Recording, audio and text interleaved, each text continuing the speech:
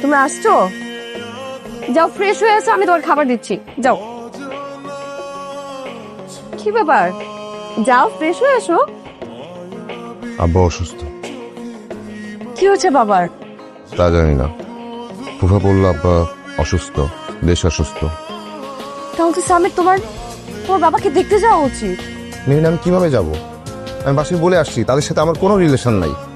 আব্বা বলছেন তার সামনে যেন আমি না যাই। আর ফুফুকে আমি কিভাবে বাসা থেকে বের করে দিলাম? এখন আমি কোন মুখে যাব তাদের সামনে? সামির, তোমার বাবা অসুস্থ, তুমি তোমার বাবার কাছে যাবা। বাবার কাছে তার সন্তান কখনো অপরাধী না।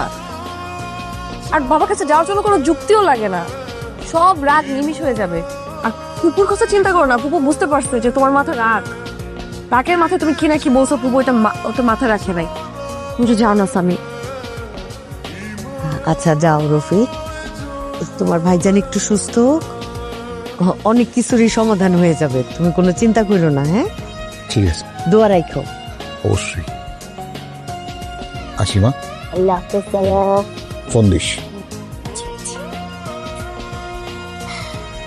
ফাতিমা, আসি তাহলে।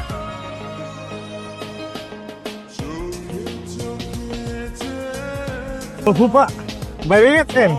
হ্যাঁ, এই যে আমগো খেতে উঠাইলে আবার এগুলো কি দরকার ছিল? কি নিজেকে থাকলে লুটে না? আচ্ছা ঠিক আছে, সামনে দিয়ে দাও। আচ্ছা ঠিক আছে। ফুপা মাঝে মাঝে করবেন। অবশ্যই আসবো, এটা রাখো তুমি। কি না, আরে রাখ রাখ রাখ, আমি কি ছোট মানুষ না? এই ফুপা করে আরে ভালোবেসে দিচ্ছি। না না ফুপা, এটা প্লিজ প্লিজ প্লিজ, আমি এটা রাখতে পারবো না, আমার লজ্জা লাগতে।